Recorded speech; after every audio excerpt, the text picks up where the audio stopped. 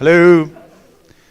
Microphone is really for our friends online, but just in case those of you can't hear me in the room, don't try and be funny. I do the jokes. And no, I'm not going to do any jokes tonight, you'll be pleased to know. A very warm welcome to the first Abstract 45 of 24-25, and it's a great privilege and pleasure to introduce Professor Luke Millard. Luke, as you know, is our first Professor of Learning and Teaching at the university, which is absolutely fantastic. And he's got some really interesting things to say to us this evening. Not least about why we are here and what we're here for and what the university's for. And he's going to sort of challenge us and press some interesting buttons. I'm aware that there's a number of people online. A very warm welcome to all of you. A particular welcome to our friends from Denmark. It's a delight to see you, albeit online again. I'm not going to talk for very much longer. You'll be pleased to know I'm going to hand directly over to Luke. Over to you.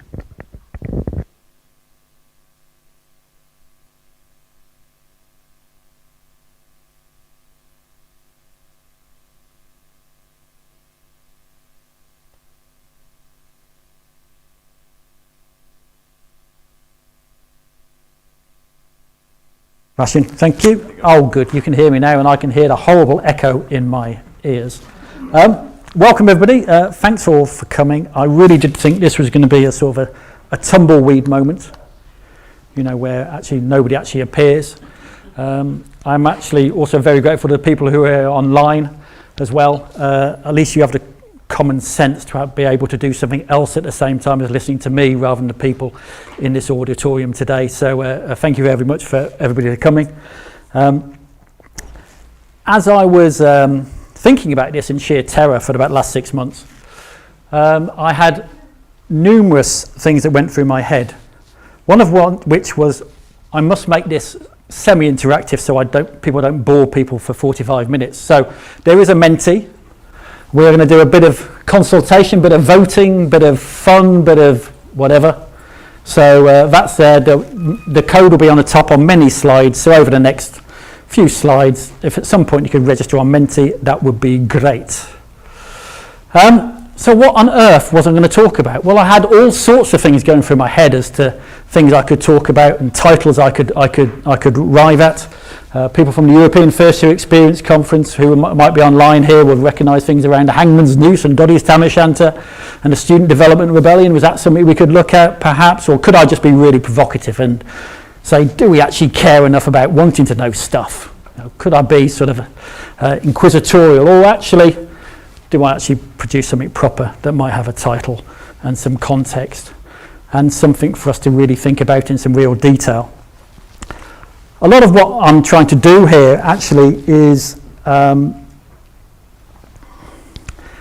to be reflective of what I've learned over the years, but also I hope going to ask you to ask some questions of yourself, but also for me to have the opportunity to reflect personally, and I hope it's not going to get too slushy at any points, but about my journey as a person and how this has enabled me to become a professor, which I never thought I would become.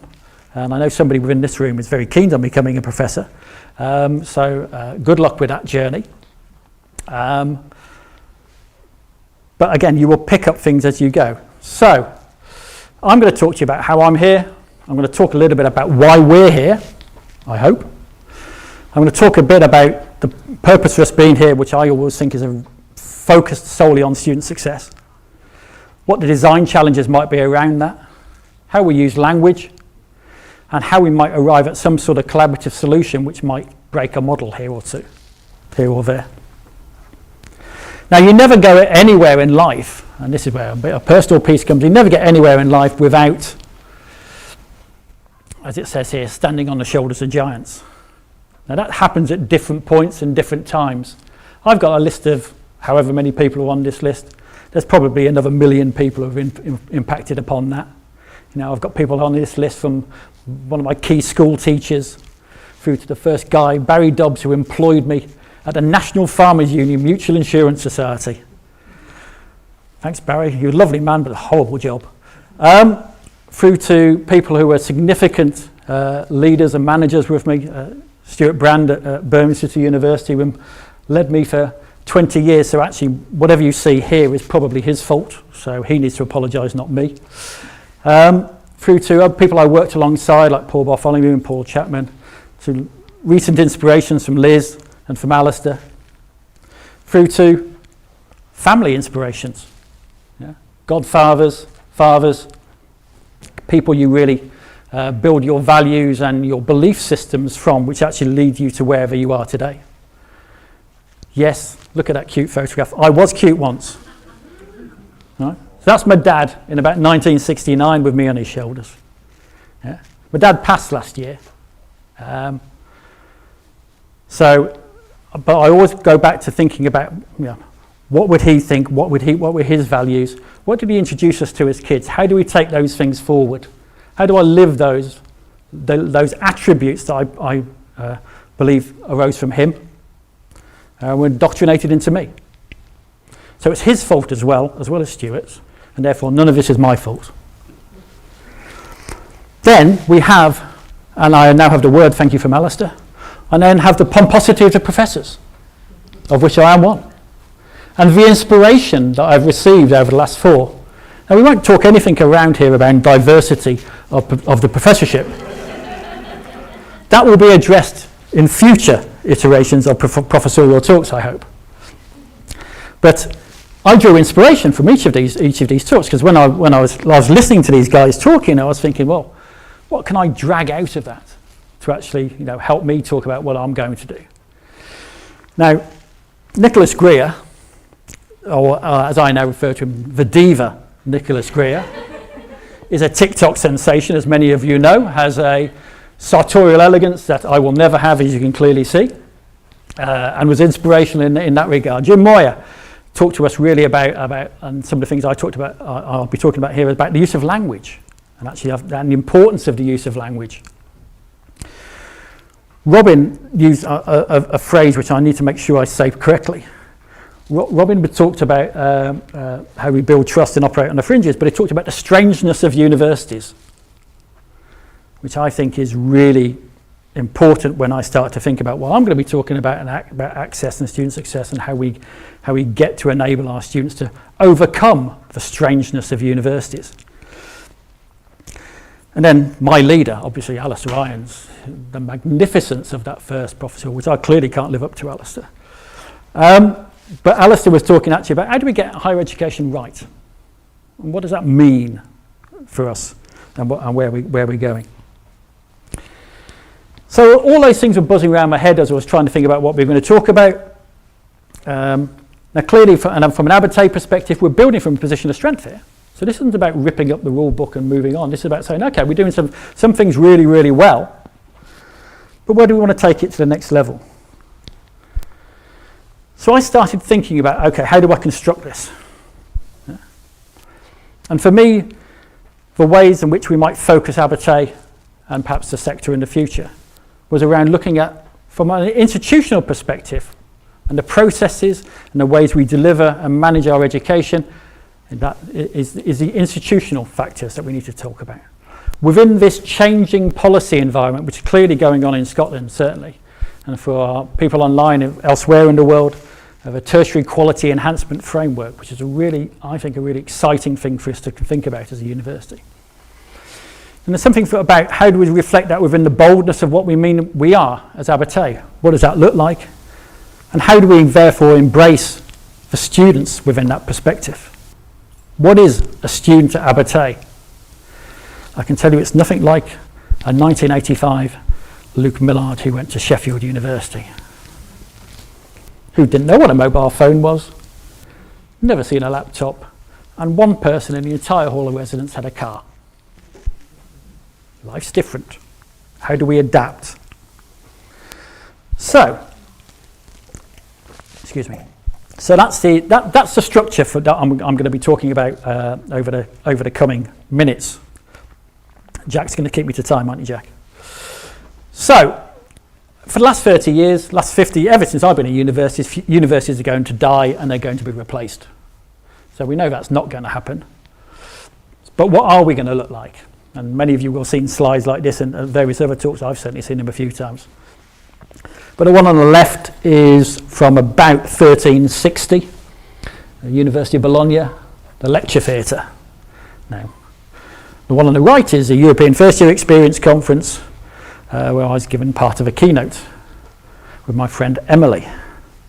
Now, the one on the left, actually, if you look at it in detail and you expand the picture, two people on the back row are having a conversation and one is fast asleep. Now, I gave the talk at EFY and I know there was definitely a few people asleep at the back. So we haven't changed that much, have we? So there's clearly some things for us to think about in that space. And clearly lots of people are thinking about it. Sean Waring, who's just become a VC recently, wrote in the Times Higher about the wicked problem of higher education at the moment. What are we going to do in these straitened financial times to make ourselves different, distinctive? We can't all keep being the same. What are we going to do that makes us different? There's a hideous video on YouTube about a Coventry University, which basically says Coventry University is empty. Now I have no idea whether that's true or not, but the principle behind this is saying that actually, what is the role of a campus in the modern life of a student? What is the role of staff? What are the role of services?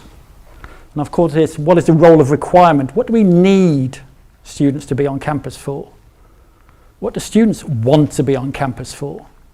Do we need to think about the ways in which we deliver what we're trying to deliver? There's a wonderful book by a lady called Tia McNair, and it is from the States, and so it's like the language is slightly different. But the basic challenge from Tia is around how do we change the institution and not change the student? What do we need to make ourselves and our processes and our programs student ready, rather than expecting the student to change to the whims of a university, which creates, and to use Robin's strangeness of the university phrase, which creates lots of unintended barriers. Nobody ever designs faulty systems. We all try to design the perfect system or the perfect program or the perfect assessment, but actually we create lots of opportunities and lots of differences for our students. There's a wonderful quote at the bottom there from Pasquarelli and Terenzini, where they talk about, and this is from 2005, but it talks about the greatest impact on student success appears to stem from students' total level of campus engagement. So what does campus engagement really mean? And again, we'll come on to that a little bit later. Clearly there's learning in place there, but the roles of students' associations, the roles of clubs and societies, the roles of sports, the roles of other things, how do we make sure that actually our students are engaged in activities that they want to be engaged in when they're at university? I love libraries, but I'm 57. I'm not the target audience. What does a student make of a library nowadays? What is the point of a library at a university nowadays? Within our really nice building, our university library, there's some fantastic stuff. Some great resources, some great services. But what does it really do for our students? Sconnell, who do a lot of work around best practice in library services, they wrote a lovely paper which I can't find anymore. It's really irritating me. But they did this wonderful line around the library needs to become the intellectual hub of a university. So, which I actually would really agree on, but that suggests that we need to change the way we engage with a library. It's not just a resource you go to, it's something you teach within. It's something where you really engage the students in learning rather than send them to. So how do we repurpose that, as I've said here, an opportunity space? Yes, it's a place for students, but I'm as bad here as everybody else. When was the last time we went to the library at the university and wandered around and talked to students? It's not exactly the environment we do that in, is it? So if we want to make it a relevant space, do we need to address the ways in which we engage with that space and create, as it says here, perhaps some sort of community space? And I'm sure that this conversation isn't about what we do at Abertay. I think it's about what we do elsewhere as well. So, it's playtime. So, if you can go onto your Mentimeter, I'd like you to vote. I'd like you to vote on what you think the primary purpose of a university is. And you have 6 options, and you only have 1 vote. So which is your priority? You've got 15 seconds. Go.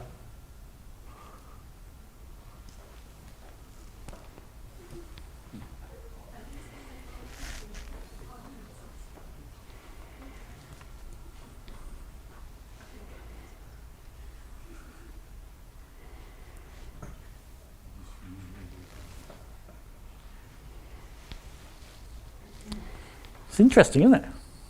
All right. Now, I'm not going to comment on that. I mean, that's your view. That's the way in which you perceive a university and the role of the university in terms of how it supports the delivery of the university mission, whatever the university mission might be.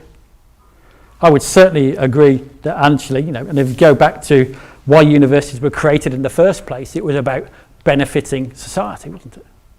It was about bringing in the expertise to benefit the students and the society. And we talked here about, clearly you're very interested in the personal skills development of students. There's a little bit later where we're going to ask students the same question. And what did they say? Now, from an employer's perspective, there's some really interesting things about why they think universities here and how they think we should design the future of education. This is a paper from the World Economic Forum from last year. And it talks about, and don't worry Alistair, there will be a bit about AI shortly. It talks about the future of education lies in young learners to embrace and develop their uniquely human qualities. Okay? Those that can't be replaced by technology. They talk about the abilities and skills that they want to see in the future workforce, about creating those cognitive, social, physical skills. They want to look at attitudes and values of the students who are coming out of schools, colleges and universities. They want those values to be about self-regulation as intrapersonal and the societal skills. And then they want a bit of disciplinary knowledge.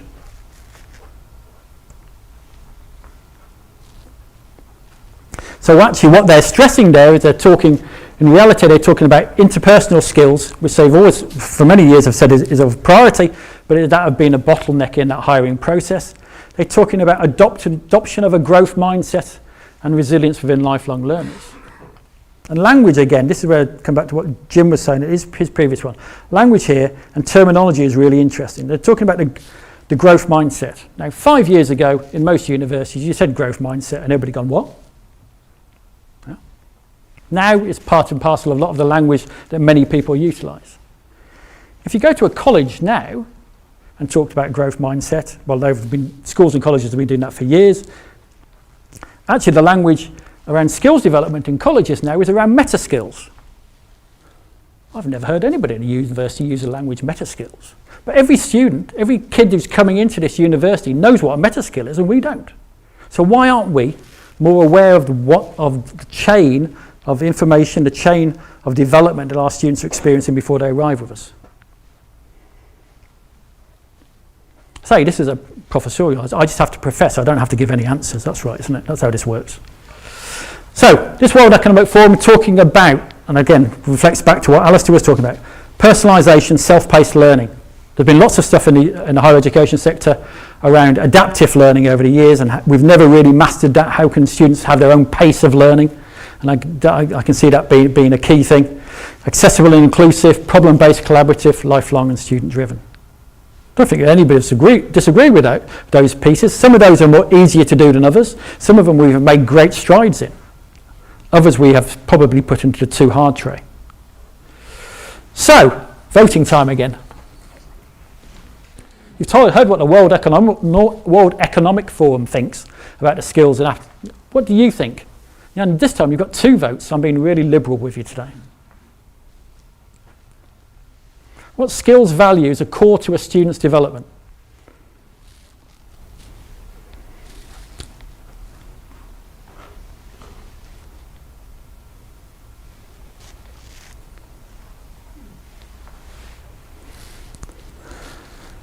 Now, Scott Hardy here is going to be very disappointed that nobody's saying physical. For those people online, sports.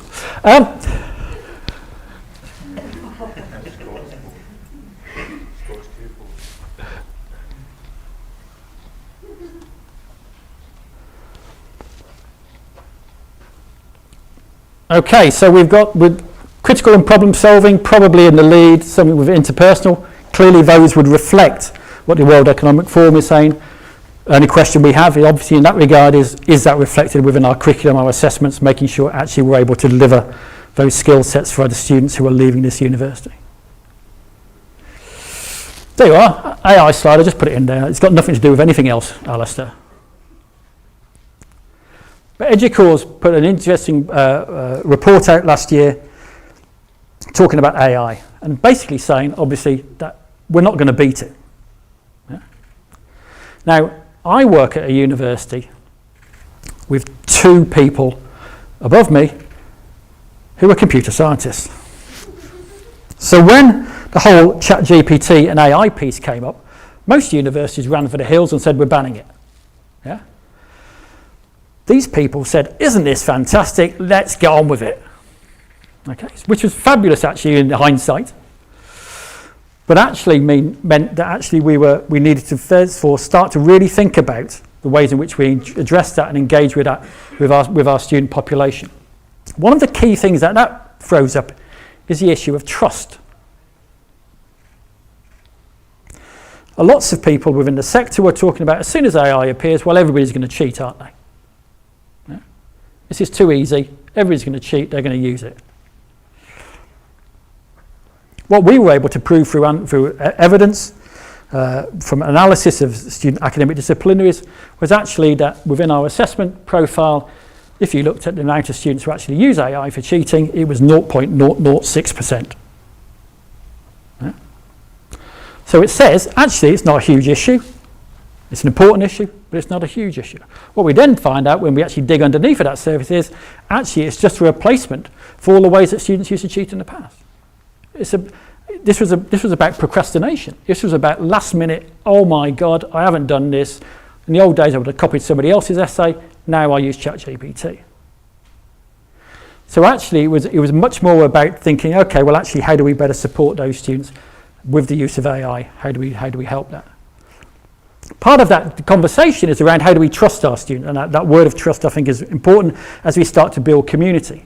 There's a nice quote here from Chew and Kerbin talking about how students identify trust within academic staff. It's a willingness to take risks based on their judgment that the teacher is committed to student success. Does the academic believe in me enough to make sure that actually I'm going to be successful at this university? It's an interesting challenge. So you can look at the academic side, and then you could look, if we're going to be student ready, as we said earlier, is this institution going to be student ready? Again, about how much do we trust our students? The bottom right-hand corner is pretty glum and miserable. It's my father's death certificate. My son goes to another university in Scotland. I was asked to provide a copy of the death certificate of my father so he could be excused his exam. So we don't even trust our students enough. Yeah? Where's the level? Look, I would always prefer to talk to a student and say, well, your father's died 5 times this year. Okay? That's not going to work. We need to build in that level of trust within our processes, within the ways in which we engage with our students. How do we make that happen? So, looked at institutions. I'm going to look a bit now at policy. And I told you I was quite excited by where we were in terms of what's going on in Scotland, in terms of the tertiary quality enhancement framework. And I think the key thing there for me is TQF saying, is the provision delivered by Scotland's colleges and universities of high quality and is it improving? Yeah. But the really interesting thing for me is this bringing together of the college and the university interface. Yeah. And the focus basically from that perspective around how the student progresses from school to college to university. How do we measure that progression? How do we ensure ourselves that each institution is working together for the benefit of the student? Abertay, we are a small university. We know that actually 1/8 of our undergraduate population comes from one college. So we must be completely embedded in that college, mustn't we? Maybe not. But that's something we can develop. School leavers. Interesting, some statistics here. 92% going to positive destinations, 37% straight into HE, 31% into employment, 21% into further education. Of those 21%, clearly an element of those will come straight into university. So those are the types of students we're getting. If we talk to our good friend John McKendrick, who presented here at the European Access Network conference last year and is the Scottish Commissioner for Fair Access, his report, which challenges not only the sector but also challenges funders and policymakers, talked actually about specific universities have consistently failed to meet institutional targets, often with valid justifications, around the whole SIMD 20 piece, around how do we enable students to access universities? How do we enable them to be successful? The target across the sector in Scotland is 20% of students from an SIMD 20 background. We're nearly there actually at Abertay, so I think we're doing a pretty good job in that space, thanks to things like the AHEAD programme, thanks to things that we're doing elsewhere. But actually, it really raises that sort of issue around how do you make your university distinctive in the marketplace? What are you renowned for? Yes, I am very old. 20 years ago, when I was working down in Birmingham, I knew of Abertay University. Yeah? And I knew of Abertay University because of its access policies. That's what it was renowned for. It was renowned for access and the ways it engaged in a widening participation way with the population. Yeah? Now, things change over time. That's fine. People evolve. People do things differently. Different leaderships come into place. But is this now the point whereby we start to think, okay, well, actually, maybe we go back to that sort of drive, that sort of ambition, if, as I think many of you said, that, universities are about the benefiting of society. So what does that mean? Because the colleges are really interesting. This came out a couple of weeks ago, I think. From College of Scotland, they're looking at the funding per student. Yeah? And you can see actually that college students clearly are funded a lot less than students at school or university. But also when we start to think about those students who are coming through that route, there's some really interesting data there, which I know certainly my colleague James Nicholson will recognise, about disabilities, about mental health conditions. I think it's actually slightly understated there. It talks about 24% of a recorded disability, 17% of a mental health condition. These students will be coming to our university. The question is around, do we know enough and do we want to care enough, as it said on one of those earlier slides? Do we want to make the conversation with the colleges and the schools where our students are coming from so that we better understand and we better align our programmes, our modules, our assessments to the students who are coming through our doors? That's the challenge we have. We know 19% of our students come from an HNC, 18% through Access, 19% are over 25. What's that data telling us? How have we set up the processes to make sure actually that we're able to support and relate to those students so that actually they become successful? There's some really interesting stuff going on at the moment, certainly with Abertay and Dundee and Angus College, starting to explore those issues, and thanks to the QAA, we've got some funding to initiate that work. But it's going to ask some really fundamental questions about why a university is here and how it enables success from students who really need that support. But also how it goes back to that Tia McNair piece about how we redesign our processes so we are student ready. Yeah? Why would you need to enrol multiple times through a journey? Why do you need to report, for example, your issues around mental health, etc., on multiple occasions? Shouldn't you just do these things once? So lots of things for us to think about. Jack Hogan, my colleague in the audience here, is doing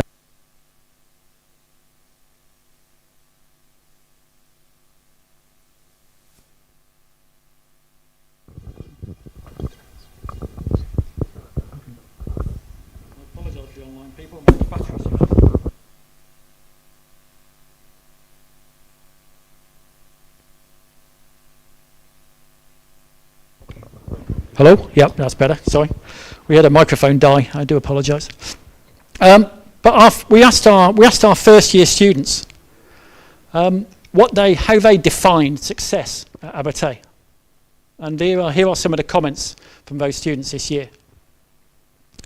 There's some really nice, lovely, obviously I only pick out the best ones, clearly, but there's some really interesting ones there. And I think for me, the one about fourth down, where it talks about I think success at university boils down to two things: how well you can apply the knowledge learned, and if you feel like you've found your people.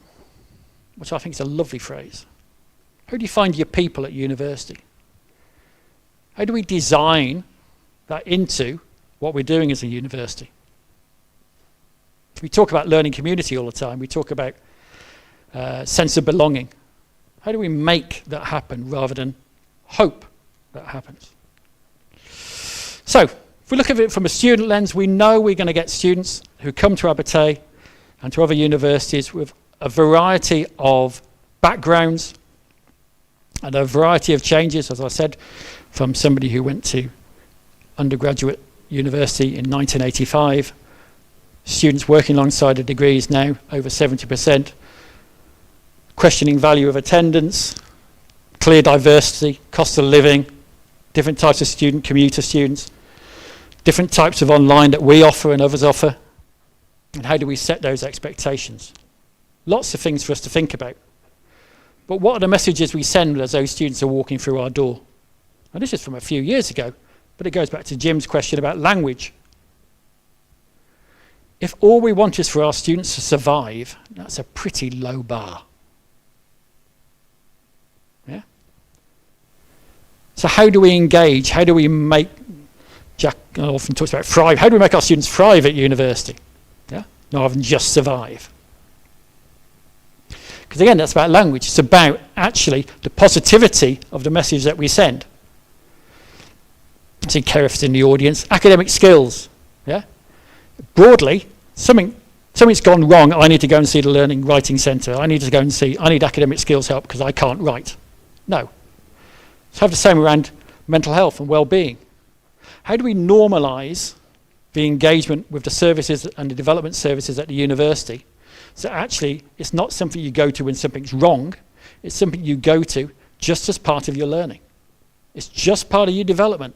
Nobody is perfect when they arrive at university. We all have foibles, we all have problems, we all have issues. Yeah?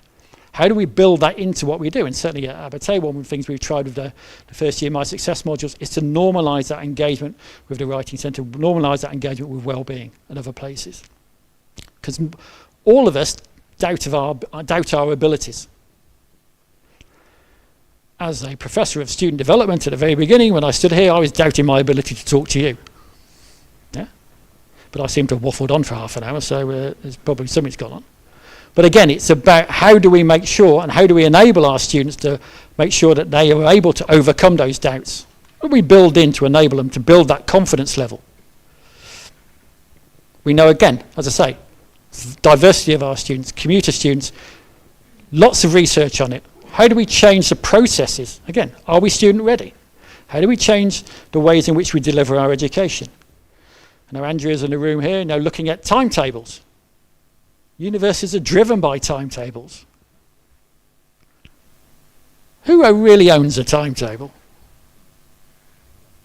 Who's it for? That's a big question. Certainly here. So anyway, but yeah, so how do we going to address that? How can we better support those commuter students? We know we've talked about mental health. Now, clearly there are significant, this is from a government paper published this year, talked about 57% of respondents reported a mental health issue. Slightly different data again from the one previously. 27% said they had a diagnosed mental health condition. Yeah? We know that the support and the language that goes on in schools and colleges, this has been going on for 10 years. It's now feeding its way through. We acted in shock about 5 years ago when suddenly all these students came to university talking about mental health issues. Well, if we'd probably paid more attention to what was going on in schools and colleges, we might have seen it coming. And again, it's about how do we make ourselves aware and how do we make ourselves better support the ways in which we do those things. Certainly our student success officers phoned up everybody who left in year one, term one, last year to try and find out why they left the university. Yeah? And you'll see here from the data, 52% left for personal or family or health issues. 18%, well 17% decided to take up a job because actually they needed money. And again, the different burdens, the different strains on the student who's coming to a university. We know really actually that our students, certainly within our first year at this university, and many people here, well, it's gone, oh God, he's gone this slide again. Yeah, don't actually engage at the university. Yeah, it's 3 non-submissions in term 1, out I go. Actually, I've really never bought into this university or into a higher education. Yeah. The slightly worrying fact is around 26% of our students pass their first term modules, but then over Christmas decide not to. And again, is that related to the family piece? Actually, no, I prefer to study elsewhere. So there's some really interesting data in that sort of piece. I refer to Jack's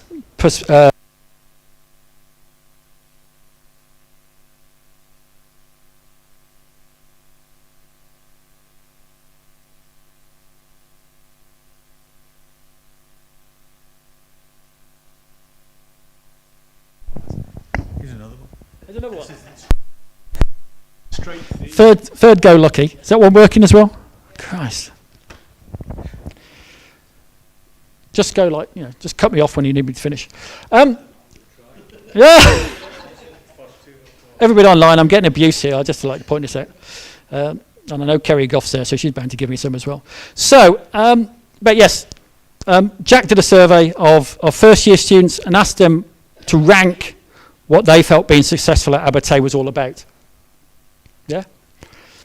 And the first choice for students is quite interesting here because it talks actually about academic achievement as being a key thing for them in terms of what success looks like, but actually almost as important as health and well-being. So they're starting to look at the balance of their lives when they come to university. What does that mean for us? Lots of them are talking actually about working when they come to university. We know actually about 2/3 of those first years have or are looking for work, and luckily they're looking at work hopefully between 11 to 15 hours a week, which we know actually from the research is actually a good thing. Work any more than 18 hours, that starts to have a detrimental impact upon your academic studies. Anything up to 18 hours actually normally makes you a better student because you have to prioritize things, you have to manage things. The research shows if you work, certainly if you work on campus, certainly alongside your degree, you actually perform better academically than a student who doesn't work at all. So that's some interesting data. On my own personal research was looking at the student who did work on campus and the impact it had upon them in terms of the ways in which they integrated with the university. We looked at about, there were over 300 students, there was an employment scheme at my previous university, and those students who engaged in a survey, about 300, said actually I work harder at my academic studies because I'm employed on university. Yeah, because I don't want to let down Colin, who I work with. Yeah, because the university, the student belief was, the university is so well connected that he'll tell my program leader that I'm not working very well. Now, it's nice that they think that, but I wish we were. Clearly there was some stuff around actually confidence building, but a really interesting piece there is around improving sense of belonging at the university. Yeah? Nearly 90% of students, because they were part of the machine of the university, they felt like they were part of and they belonged to that particular institution. When you start to look at student development of the skills that students had when they were working in those jobs, again, that green one around confidence, again, nearly 90% felt more confident because actually they were working alongside staff. They were able to get all that support, all those confidence building elements. So, oh my God, this is already slightly filled. Who's printed on this? So, how should we support the student who is working alongside their degree? You've got 5 options there. Can you please quickly give me some information? What would you like to see us do to help the student who is working probably in anything from McDonald's to Marks and Spencer's to the pub?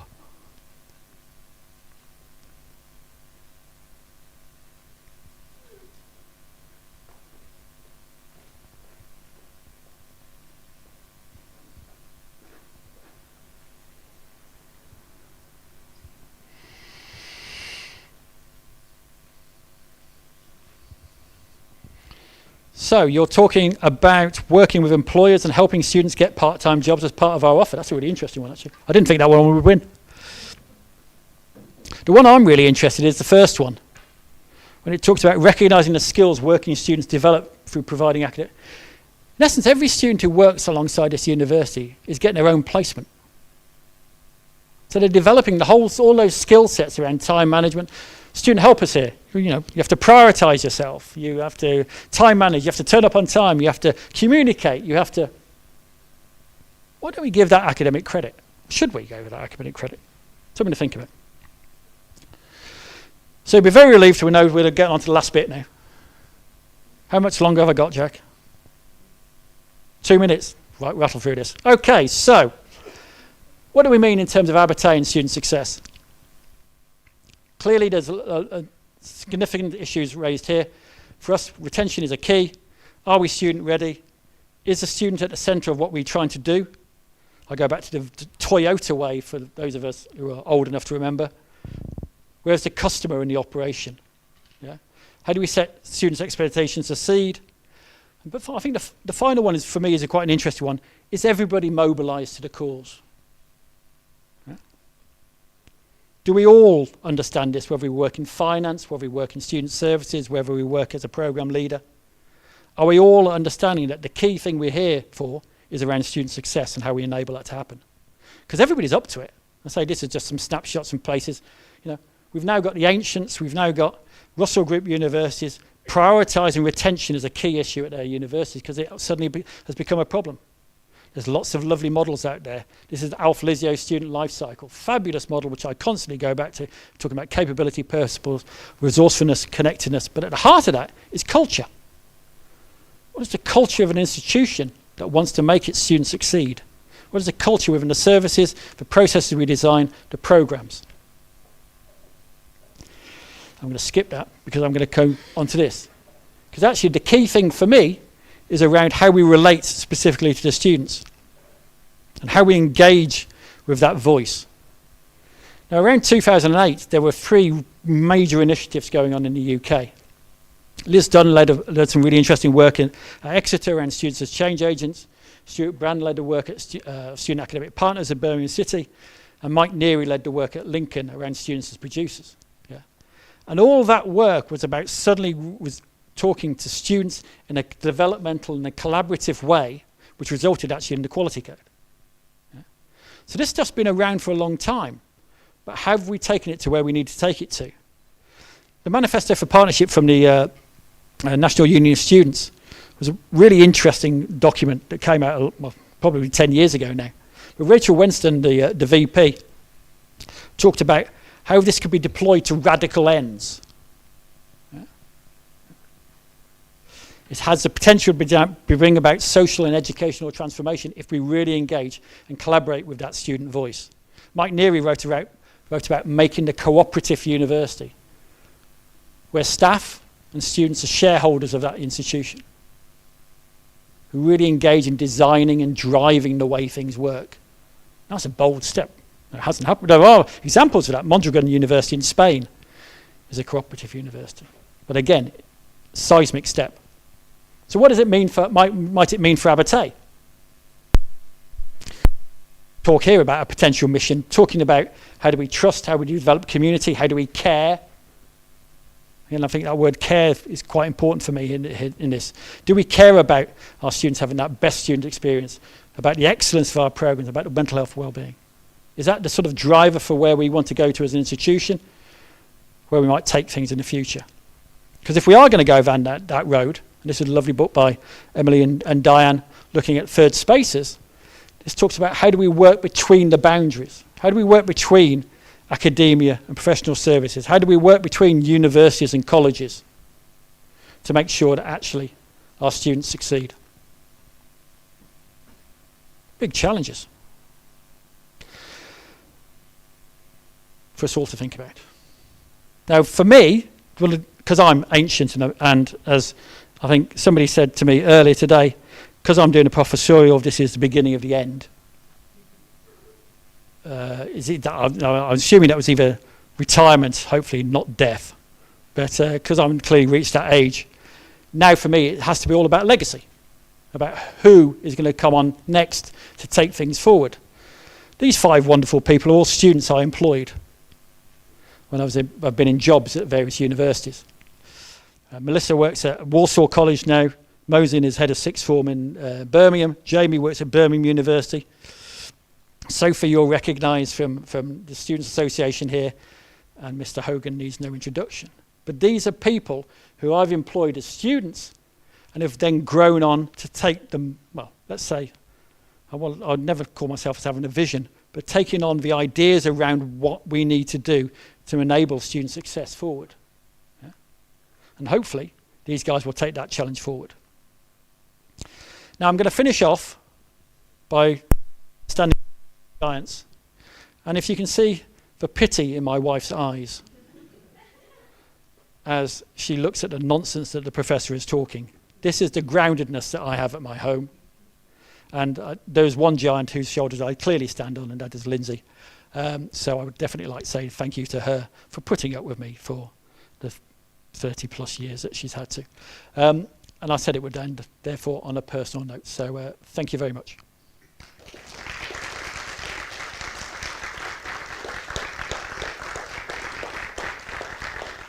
And I should add that if anybody wants to come for a drink afterwards, I'm in the Star and Garter. Thank you very much, Luke. That was absolutely fantastic.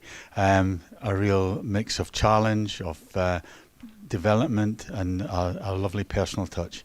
It really has been a pleasure and a privilege to listen to you. And it's, I'm sure we're all really enthused and motivated by some of the things that Luke has talked about. But we've got some time for some questions, if anybody wishes to keep them talking, either online. See, that was, you mentioned Star and Garter, they're all just thinking beer, yeah. I've got one